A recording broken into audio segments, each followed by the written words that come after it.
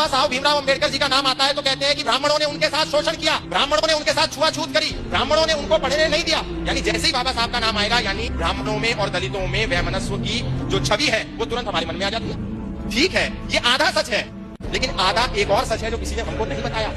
बाबा साहब भीमराव अंबेडकर दलित थे, लेकिन अंबेडकर टाइटल एक ब्राह्मण टाइटल है। ये टाइटल बाबा साहब भीमराव अंबेडकर को किसने दिया? बाबा साहब भीमराव अंबेडकर के पास जब पढ़ने के लिए पैसे नहीं थे, धन नहीं था, संपत्ति नहीं थी, संसाधन नहीं थे, तो वो लंदन पढ़ने कैसे गए? उनको फंडिंग किसने दी? ये हमको किसी ने नहीं बताया। उनको फंडिंग दी पंडित आत्माराम अमृतसरी ने, वो भी एक ब्राह्मण थे। उनको फंडिंग दी सयाजीराव गायकवाड़ ने, वो एक क्षत्रिय थे।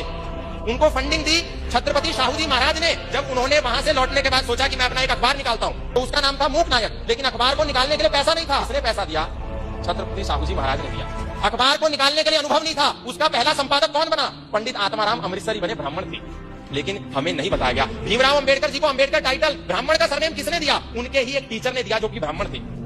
ब्राह्मण को गाली देना बहुत आसान है, लेकिन समाज को जब तक हम यदि सत्य नहीं बताएंगे तो फिर ये समाज ब्राह्मणों को गाली देता रहेगा और इनका मुंह कोई बंद नहीं करेगा। हम सारा हिंदू समाज बाबा साहब भीमराव अंबेडकर का जितना सम्मान करता है उतना कोई नहीं करता, लेकिन समाज को सत्य बताने की भी आवश्यकता है।